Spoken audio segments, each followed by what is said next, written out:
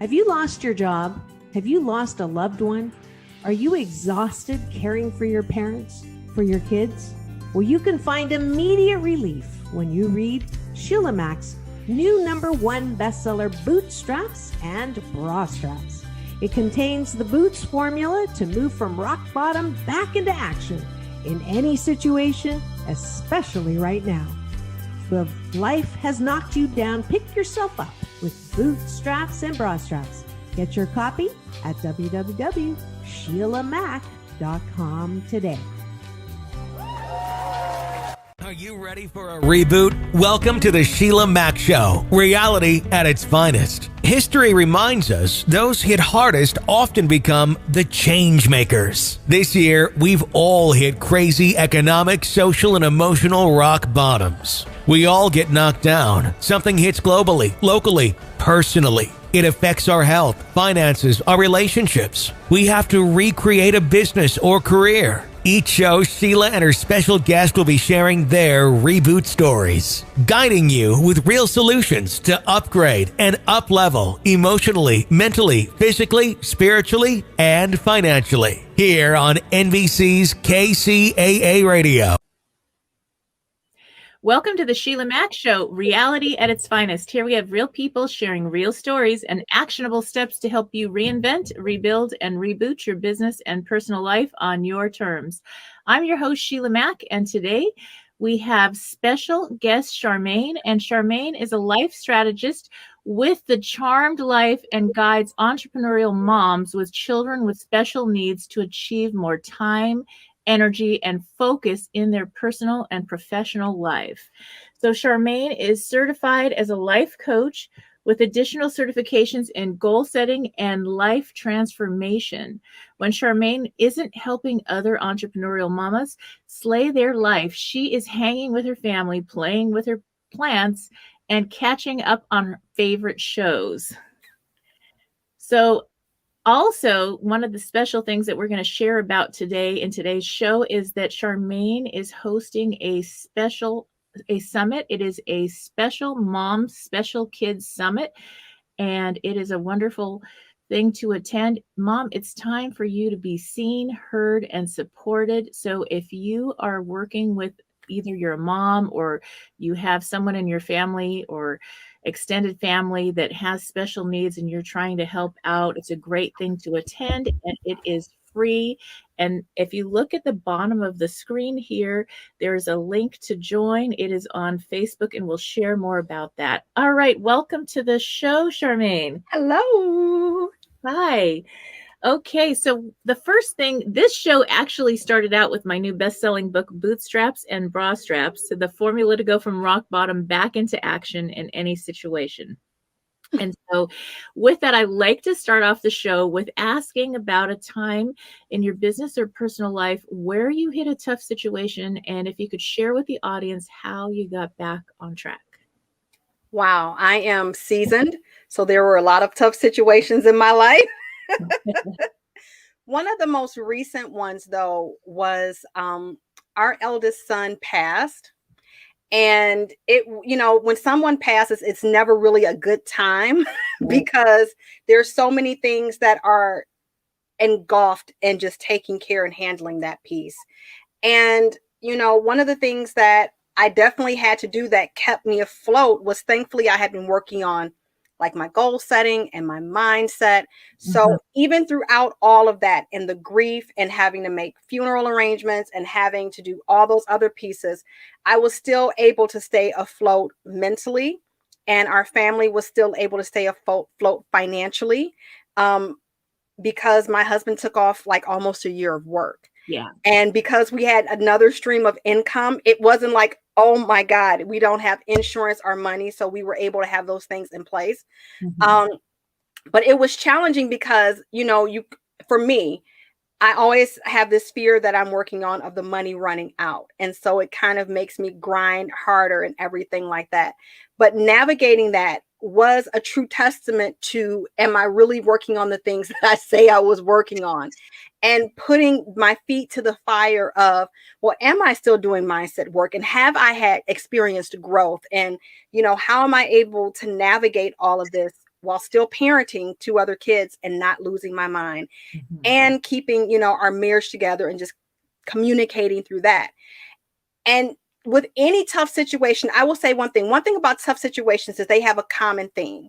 It's like if it doesn't challenge you, it doesn't change you. You're not going to grow from it. And whether it's been the money issues we've had, like we filed bankruptcy before, like, again, I have lived. So we've had a lot of things that have happened. But the common theme is this thing is coming to it's either, again, it's going to change you or it's going to crush you. And so it's this pivotal moment where you have to be really aware of, what do I want the end of this to look like? Yeah. Like, how do I want to show up, or how do I want to come out of this tough thing? Because I know it gets better. I know better days are coming. It won't always be easy, but there is a light at the end of the tunnel. And so I've learned how to focus on that, because it's really easy to get in that spot. I'm like, oh my God, the whole world is coming down on me. Everything is just crashing. And you kind of get wrapped up in more and more bad things happen. Whereas I've learned to start focusing on, okay, so he's passed. Thank God we have a savings. Thank God we have additional streams of income, And so you begin to find the lights and like, okay, so how can we make these moves? What do we need to cut back? So it's those types of things. I hope that made sense. It does.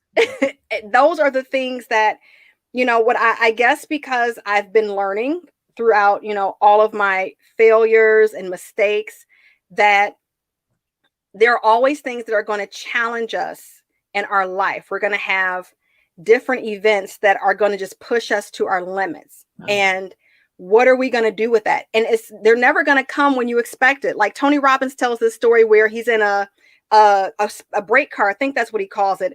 And he's like, I'm ready. And the guy like hits the brake and the car spins when he doesn't expect it. And that's what life does, is you're in this car and you're ready for all these different scenarios. But the car is going to spin when you least expect it. And you have to know where you're going. Because he's like, if you keep looking at the light pole, you're going to hit the light pole. So you have to look at the road so you know where you're going. I love that story. Yeah. And you have to look at the road to know where you're going, because it's no guarantee that you won't hit the light pole. But if you look at the light pole, you'll hit it. But if you look at the road, you have a greater chance of succeeding and moving back towards your desired space. So that's why I always have, like, the ladies I work with and everything, where's your life at and where do you want to go in your life? Because things are going to happen that are going to get you off track. And some of them may be minor and some of them may be major. Mm-hmm. And what are you going to do? What do you have in place that's going to keep you on track? And so that's been my biggest lesson. If I could leave that with anybody, like, know where you're going, know what you want, so that you can always hop back on track when life happens. That's beautiful and so true. And I understand too well. I also lost my youngest son. He was 22 and he passed away December 21st, 2019. So right before our pandemic happened. And it was definitely, if anything will bring a parent to their knees. Yeah. And change the whole, what matters most changes in a second. Yes. And it's just, it really, I had some of my kids moved home. I have 6 children, three fostered, 3 mine. They're all mine, and so some moved home before the pandemic hit, and we were just really starting to get back on our feet and start going out and doing things. And we actually did Tony Robbins' birthday party in LA. We went to that at a fundraiser event, and that was our first time out. That was February 29th. Wow. It was a leap year, and that was our first time out. I helped run an event and did some fun things. And then the pandemic hit like a week later. And my daughter said, Mom, if ever we needed a universal pause, a time to rest, a time to heal, like your husband took that whole year off as a gift of time to heal the family. That's such a gift. And we needed that too. And that's something that if you're listening in and you're going through something, a tough situation, a loss of a loved one or other tough situation, it is okay to ask for help when you need it and give yourself all the time. And I don't think we ever heal but Yeah. we needed more time before we got back out there for sure. Yes, definitely. It's always something that makes you remember and like brings everything back. But it gets different. For me, it gets different each time. Like in the beginning, it's like, oh my God. And then like as things go and as I begin, then it turns from like tears into a smile. Some days I'm still a bawling mess. But for the most part, it's like, oh my gosh, I remember this. And like, can look at pictures and things now. But life is always going to throw you those curveballs. Mhm. And no matter how much you prepare, Right.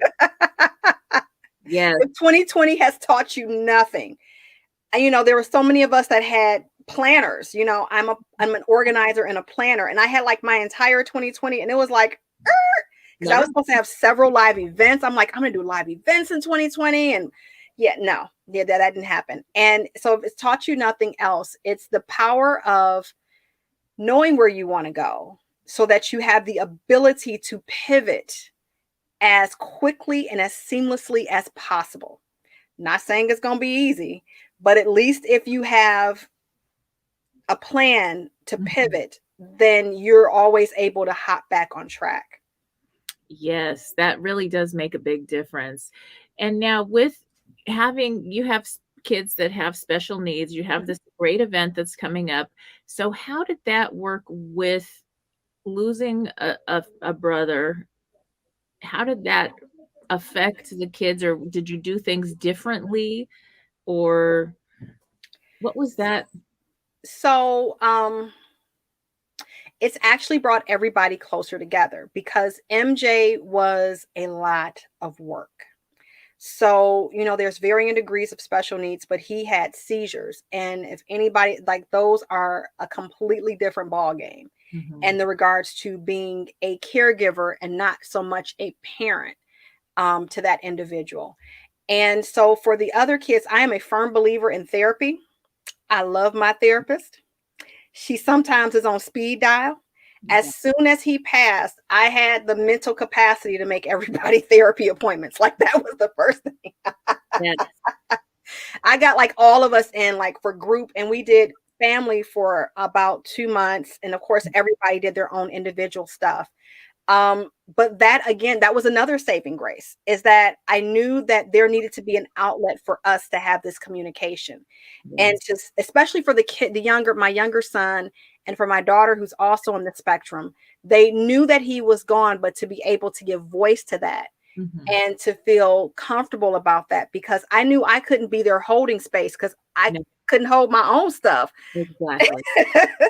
And, so going forth and getting that support. But like you said, we took a lot of time off. Like I paused my business for about 6 to 8 months before I started going stark crazy.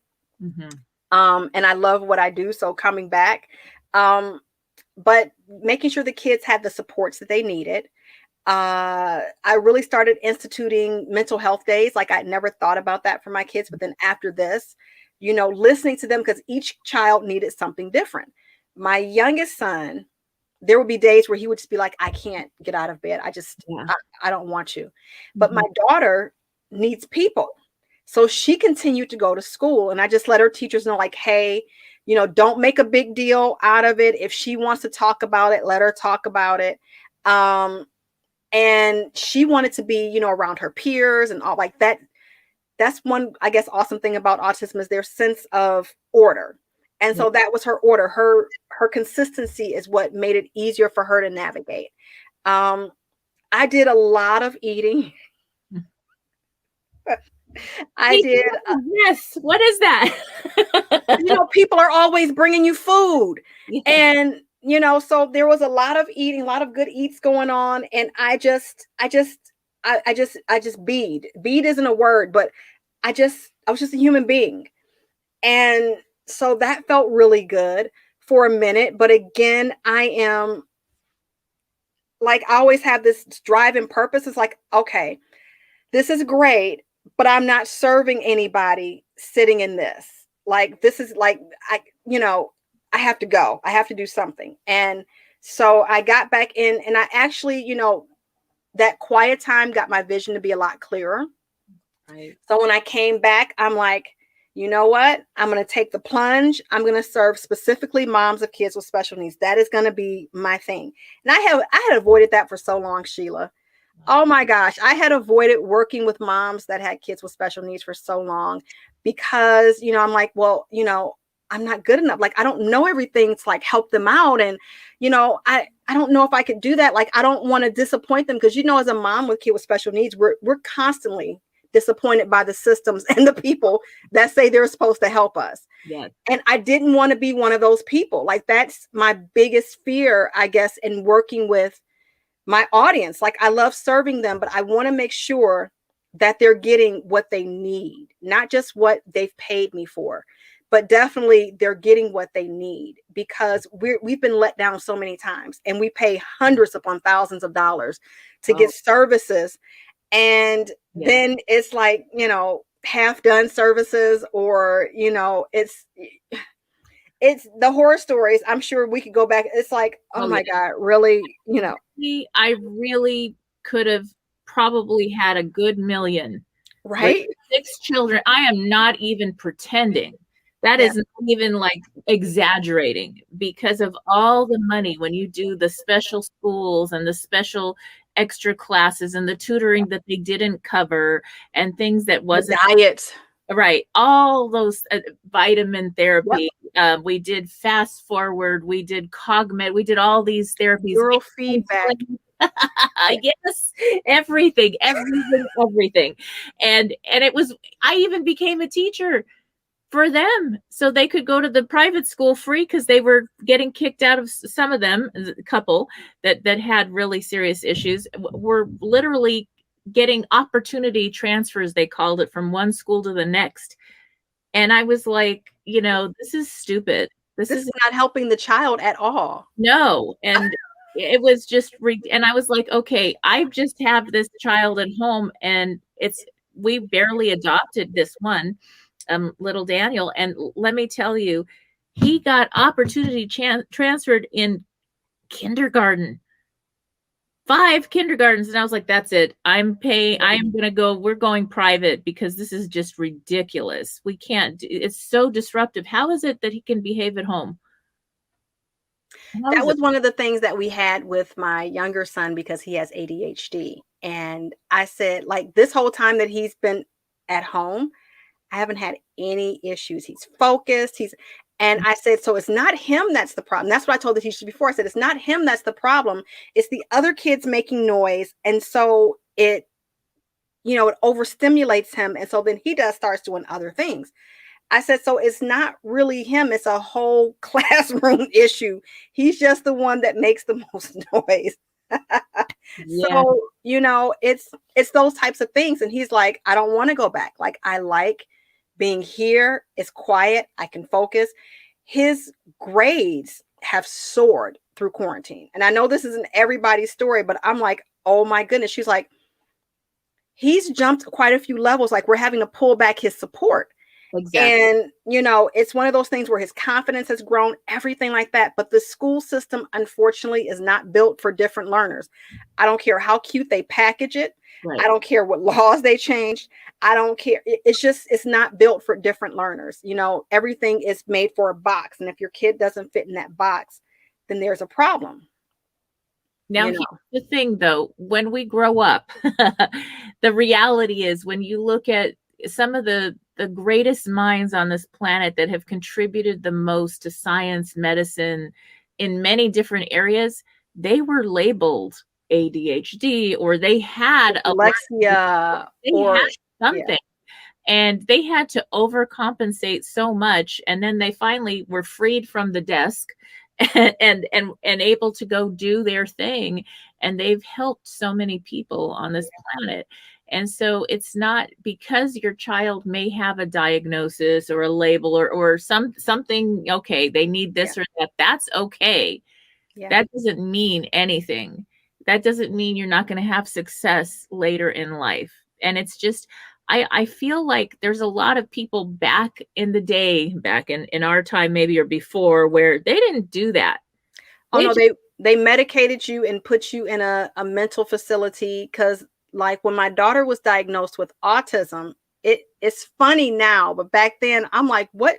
Like I was about to go toe to toe with this doctor, but he was like, it's amazing at how affectionate your children are, because, back then children with autism were considered the refrigerator mother syndrome. And like these kids were considered to be like kind of isolated. And they're like, your kids are so like, he's like, your kids are so affectionate. I'm like, what do you mean they're so affectionate? Like, I'm perplexed. Like, I'm affectionate. Shouldn't they be affectionate? Well, normally kids with autism are not affectionate, or normally kids with autism don't do this. And before people started to see that there are different spectrums of autism, there's on different levels, and that it's not going to look the same for every kid. You meet a kid with autism, you meet a kid with autism. Like, that's not an indicative of the entire diagnosis. But so much has changed, yet so much has not changed. Yeah. I would say, because my daughter she'll be 20 next month. So the biggest thing that I've seen is that there are more opportunities for young adults with autism and more things that you can definitely get them into. However, at the school level, I am still talking to parents where elementary, middle school, like these are things where there are still a lot of gaps going on. And I don't know if those gaps will ever be closed. It would have to be like snatching out the entire system and revamping everything. But yeah, it's definitely an interesting ride to be the parent of a special needs child. Like there has to be a lot of laughter involved in your life so you don't lose your mind. And I can remember one of my youngest children, they actually, one of my sons, I have all boys and one girl. So my daughter is like the one that picks up for everybody else and helps keep everybody in line and all this. It's really cute. But this is what happened at school. They would go to her and they'd say, this one didn't turn in his homework. And she'd be like, I'm 7. Why is this my problem? And she'd literally tell the teachers, why are you telling me this? And so the teachers would get angry if they couldn't get angry at the person, at one of my sons, they would go after my daughter. And then they come after the parents. And I think that hasn't changed, where a lot of times you'll walk in and you'll start getting yelled at. This one did this and that. And it's like, hello, there's a situation. We need to have adaptions. We need to do different things.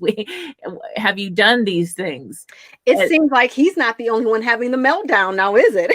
Right. And it's like, okay, this kid, like the one that would always get in trouble, had everything memorized, knew everything, photographic memory, could tell you more than I could ever tell you about history, math, science. On the spectrum, fine. Genius level. And then I'm like, I'm really not concerned. He's smarter than me right now. So I'm not really concerned. He's good. You really learn to pick what you're going to care about. Yes. I will say that, because there were certain things, like when the schools first went into lockdown, the school that he was going to, the teachers were like sending all this work. I said, look, he has an IEP. I'm not doing you're not going to drive me crazy. Not today. You're not driving me crazy. We're just, we're really just trying to make it. So this is what we're going to do. And so I did a lot of my own homeschooling stuff with him, because I'm like, this is like, I was looking at the stuff she was giving him. I'm like, he can't even do this yet. Mm-hmm. Like, where is that was the biggest problem with quarantine, is that initially kids' accommodations weren't being met. Like, they were being given like the regular work and it wasn't being modified. And then they were made accountable for that work. And I'm like, nope, he's not doing it. He will not be held accountable. I sent it to the principal, the special ed director. I'm not doing this. Right. And I would say that was the biggest thing, is that, and then, kind of penalizing kids who couldn't sit still for these wonderful Zoom meetings that most adults can't sit still for.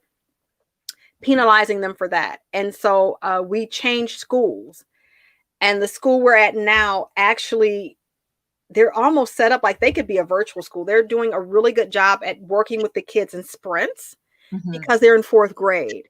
They're not going to sit there and listen to you for an hour. So, they have movement. She gives them time to like get up and, go do things and come back and everything like that. And he likes not starting until 9 o'clock. Like that's fabulous for him. That sounds fabulous for me too. Right? Yes. Well, that is something that's really interesting, is that even some of the private schools, when I worked Montessori, I worked Waldorf, and a lot of the parents would actually go to court. I didn't do that. I didn't do that level, but they actually had somebody that represented them for special needs to be able to carry and get the special help that they needed and assistance, even though they went to a different school. I've heard of that. I know the district that I was in, they got sued a lot. So I remember parents, especially, I think the lawsuits are like diminishing. I hope. I need to check numbers, but it feels like I'm not hearing about them as much as when I first got into the game. Right. It seems like hopefully schools are falling in line and they are making the accommodations that they're supposed to be making. But so far, like even in a mentorship class, I just got done with a parent mentorship class. Most of the girls saying the statistics are that most parents only make it to like the mediator level, that a lot of people aren't going to, like, it's got to be like super serious for everybody, but it's not like it used to be. Because I remember back then too, where it was like you had to literally fight to get what you were supposed to get, and for the schools to follow the law. Like it was insane. Easily insane. So it sounds like from what I've seen and from some of the things that I've done, that part is getting better. There still are some things that are wrong, but it seems like by the time they get to mediation, things are cleared up and they're handled. So hoping that that's the case. Right. That's something that was really placed on my heart. Was I worked really hard for different options for parents to have these different rights and options. And something that still hasn't happened is equal education for all in the United States. It's based on your zip code and finances more than anything else. So you can have children with the same needs and they're not getting the same education or services because they're not in the right zip code. And I think that's ridiculous, but that's something that is better than it was. Now there's charter schools in some places. There's different options where people can get a transfer to something different if they really need it. Whereas I think 10, 15 years ago, there were no charters. Yeah, no, there weren't. My son goes to a charter now because I'm not happy. And here's the gag, Sheila. I don't know if it's per se zip code when you think about public schools, because I live in, I guess you could say like an exclusive area for schools. And what I discovered was that they taught the kids how to test. That was it. Even though they got a lot of money, the money wasn't necessarily used to educate the kids. And then when your kid had an IEP, there was a bit of, okay, look, because I had known advocate work, I'm like, no, we're not going to do all of these. Like, let's pick one or two. He's in the 4th grade. If we need to add something else, we need something, but we're not going to pull him out every 5 seconds. Like that's not happening. Yes. And so, there were those different things, but that particular district, it was some of the districts in, I think it's just so, I think it's the whole system, the entire system is just shot. And well, it needs to be shot, but the entire system is just, it's off. And ironically, because charter schools, it's all about money and testing. So they're really training the kids now just to test. That's it, because the testing is how they get their money. And so if the kids don't test well, forget if they have any of the other skills, those aren't the major things. As long as they're taking the test and they're testing and the school can get their funds, and they get extra funds and become blue ribbon schools and they get more money if the tests are better. Like that's the part that needs to, I think, be done away with. Is I get, tracking. I think this could be done with tracking, right? We're both in business. I don't need to test my business every 6 to 8 weeks to see if I've grown. I'm tracking it on a consistent basis So I know when I need to pivot. I know if I need to stop doing something or start doing something, because I'm constantly tracking. Testing shouldn't be the only time that you're tracking a kid, because that's something they learned 6 to 8 weeks ago, and not a representative of where they are now. So that's why that's where I see the system has went toward memorization and testing. That's it. Like, they're not really learning much of anything now. Doesn't matter what school if it's a public school, that's what they're doing, is they're testing. And if you're lucky, you're in a school district that has somehow found the resources, or, they're able to do some other things, but mainly it's testing. Yes. Yeah, that's true. It's very different. Like, we did Montessori. I was a Montessori teacher, and then I was a Waldorf teacher, because the Montessori only went up to a certain grade. And I did that because I was so tired of my kids getting in trouble at school and just living in the office. And my daughter would get all the feedback of what the other siblings did wrong. And so it was like, this is just ridiculous. And I was upset, because I was like, I don't understand. Why would I have to pay for privates? This doesn't make any sense. They still do that with kids that tend to pose a challenge in classrooms, if they send them down to the office to sit in the office and marinate until the principal has time. If they just put aides in the classrooms or made the classroom size smaller, and a lot of the kids that do have challenges with being in classrooms with 30 plus kids, maybe, you get that many people in any space, be it adults or kids, there's going to be side conversations. There's going to be no way that you can expect these kids to sit for 45 minutes at a pop in a room full of their best friends and, just behave like little soldiers.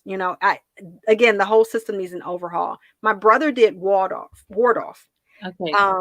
And that was a great change for him, as far as helping him to stay focused and everything. But yeah, it is definitely hard out here in these public school academic streets.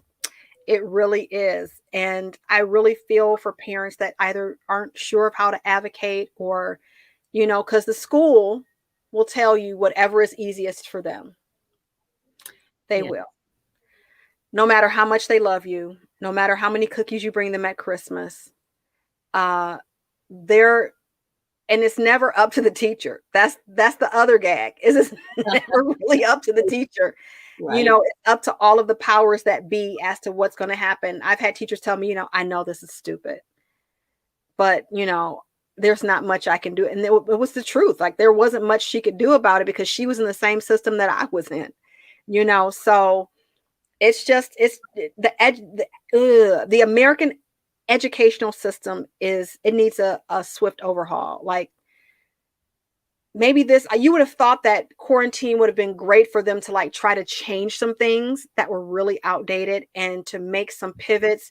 Like, I think one of the things they're starting to see, and I read an article, or I saw an article about testing, about how there's going to be no way that they can test these kids. So that has been the baseline of their money. So there's no way they're going to be able to test these kids, because they haven't been learning what needs to be learned to take these tests. So what are they going to do now? Right. And I'm like, oh, stop administering the test. Right. But I'm grateful that I've always 95% of the time been able to create a team with my special education people in the schools, because my daughter does a young adult program. And so I'm grateful that I've always been able to create a team, and that I've always, as a parent, been able to keep the main thing, which is not my feelings, but what I see based on the data where my child needs to go. And so I'm grateful that I've been able to keep that perspective for so long. And I haven't really had any problems. I go in there and I do some positive mojo and some breathing. And except when we first got started in the district, once we got those bumps out of the way, then it's been smooth sailing ever since. But, I'm grateful that I've had that experience. Not too many people in my district have had the same experience that I had. And it is getting better. My oldest son had hearing problems since birth and had to do speech therapy and all kinds of different things. I mean, he was hospitalized with 105, 104 temperature with ear infection for the first 2 years of life, and went through surgeries and all these things. And I learned, I actually traded with the speech therapist because I'm a young mom at this point, 18 years old, having this baby, and I'm trying to figure it out and work and go. And I had to work in order to keep the health insurance for his health. And so I would work another job and I would spend the night at the hospital. And then I had to figure out, how do I get him to talk and go to speech therapy? And we got very limited access to anything.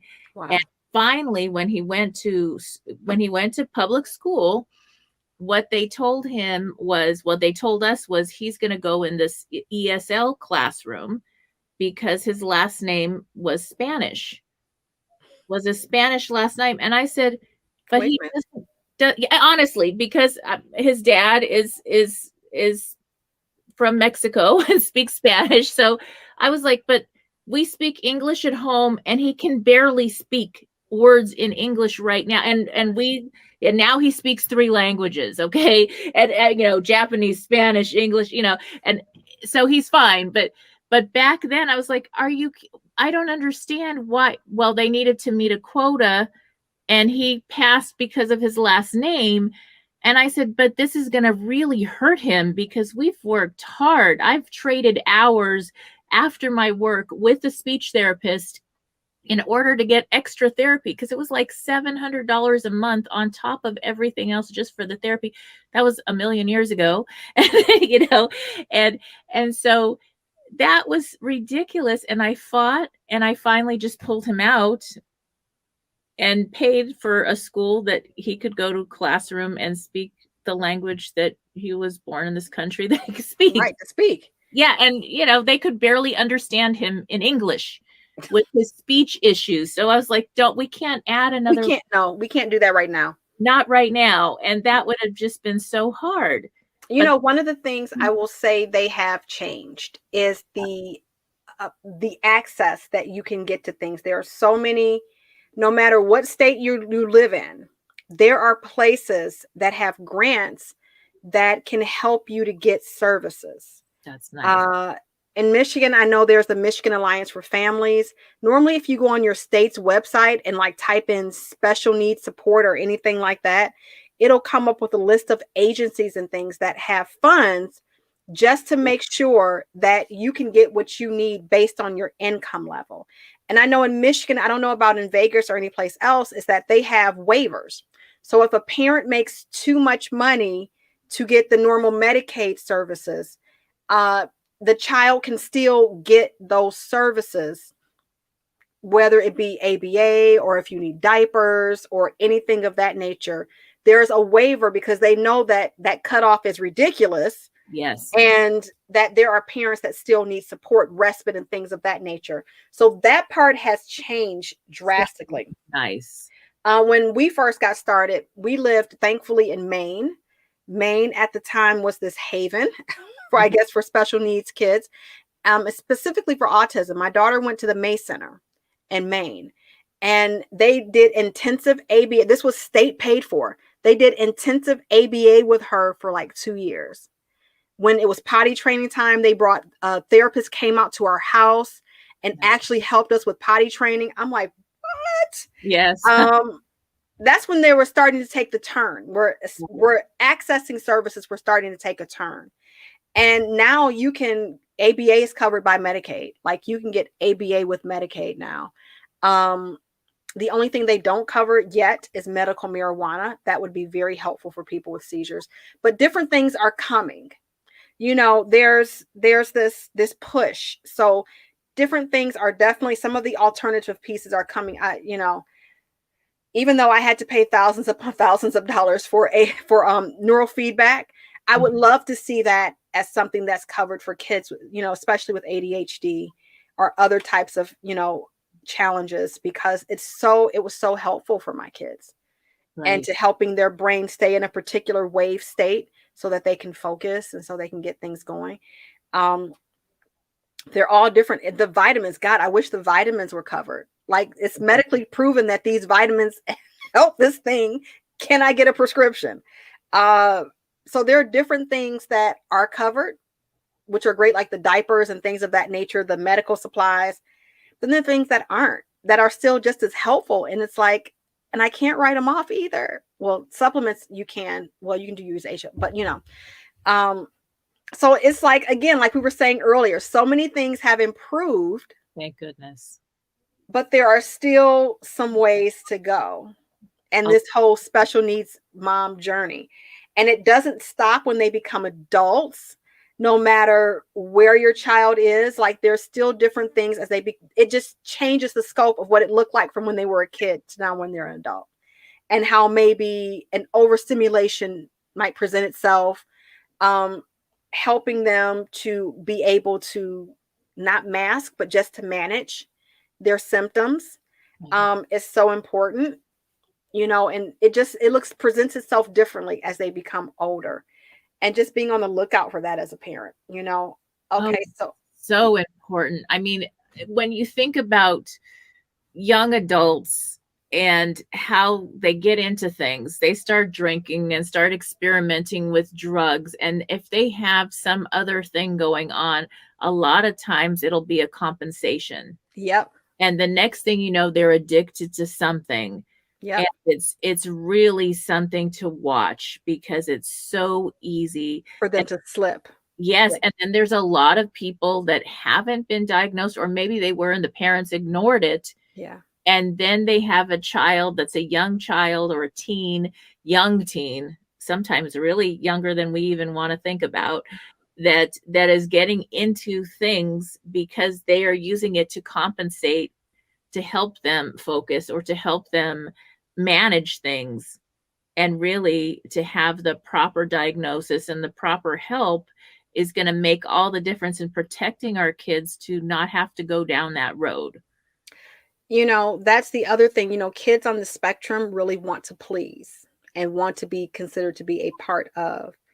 And, helping them, having the conversations with, okay, just because somebody offers doesn't mean, you can have, like, that's one of the things my daughter and I, like, we've been working on, saying, no, thank you. If something, taking a breath, because sometimes, if you have a kid with a different challenge, sometimes they feel pressured to have to answer. Yeah. And saying, you don't have to answer right now. Take a breath, think about it, use me as an excuse. My mom would kill me. I'm okay with that. Use me as a scapegoat. I'm good. My mom will kill me. Nope. My mom will smell this. I'll get in trouble. Yep. I'm afraid of my mom. Yes, I am. So,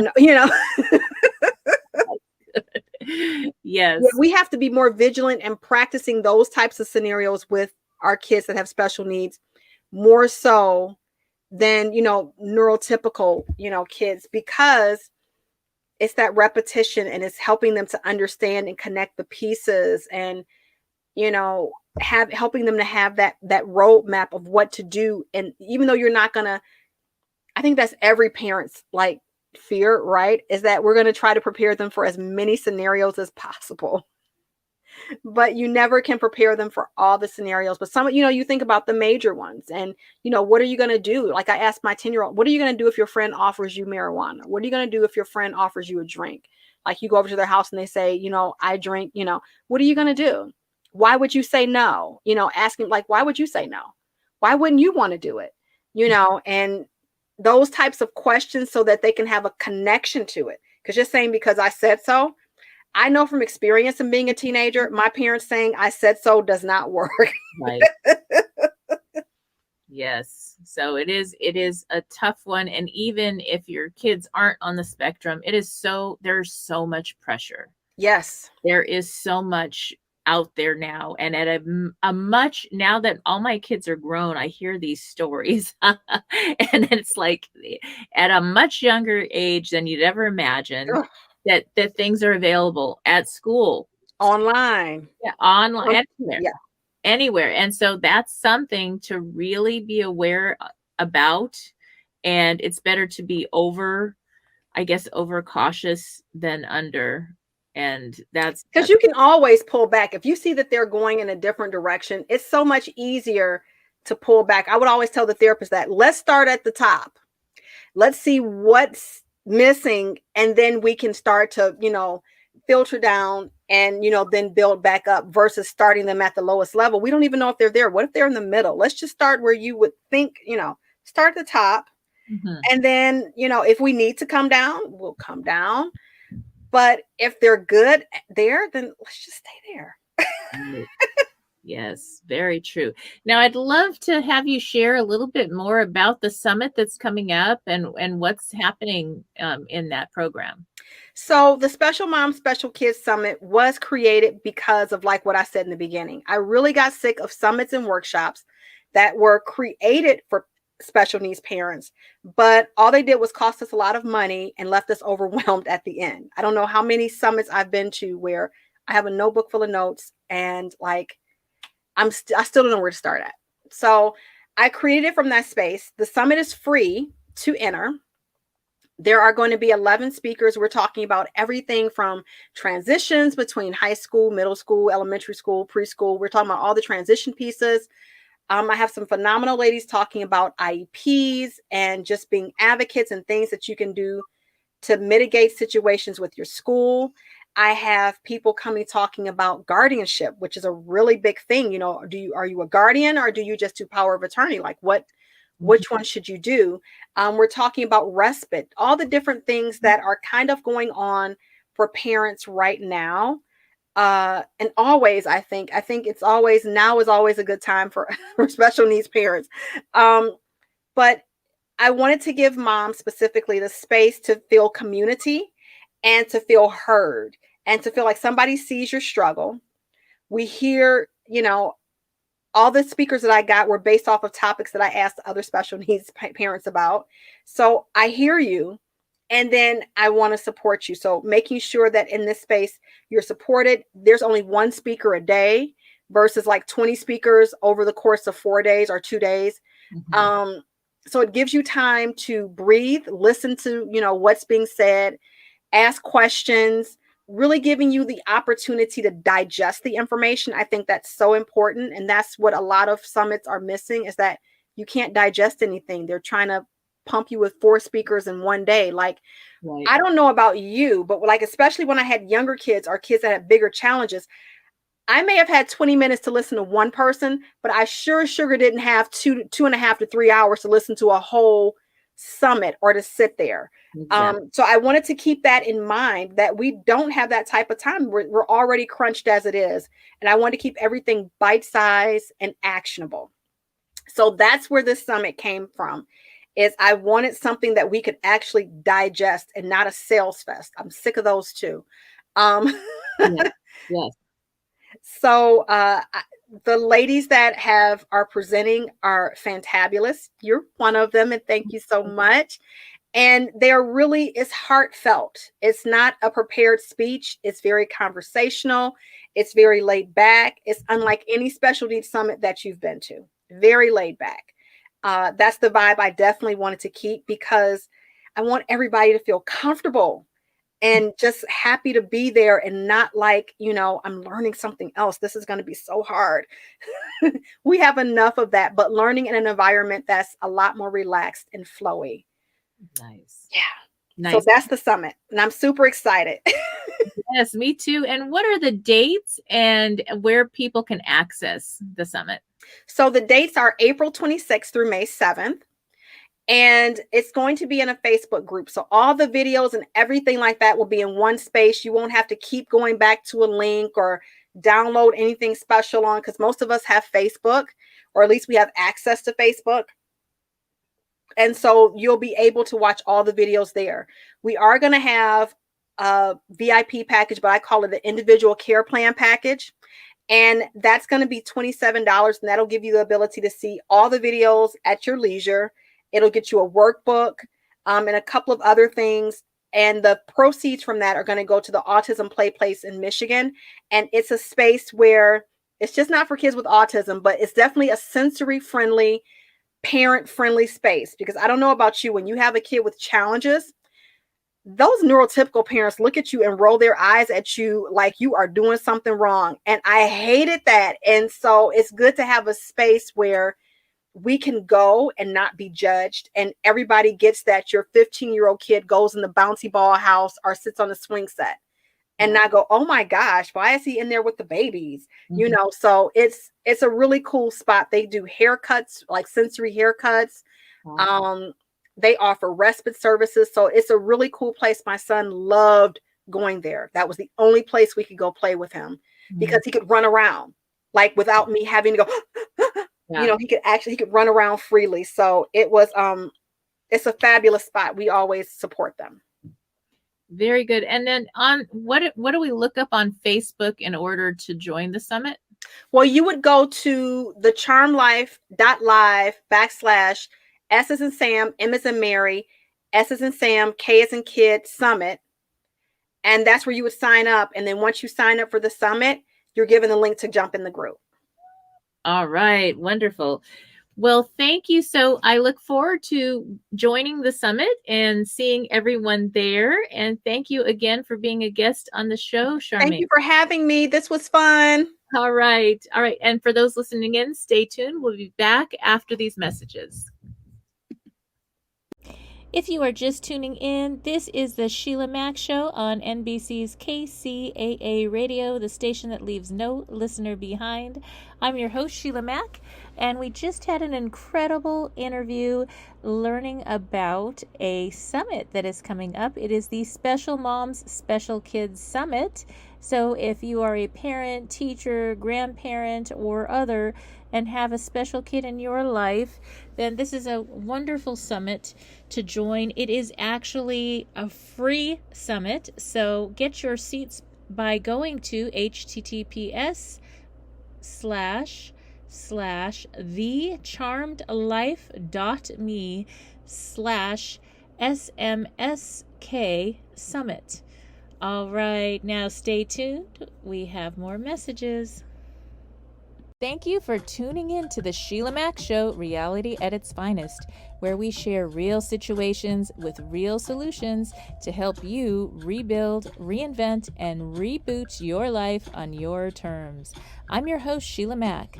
I'm giving you some homework. Grab a copy of my bestseller, Bootstraps and Bra Straps, to learn the formula to go from rock bottom and back into action in any situation. If you have a burning question for the show, send it in to www.dearsheila.com.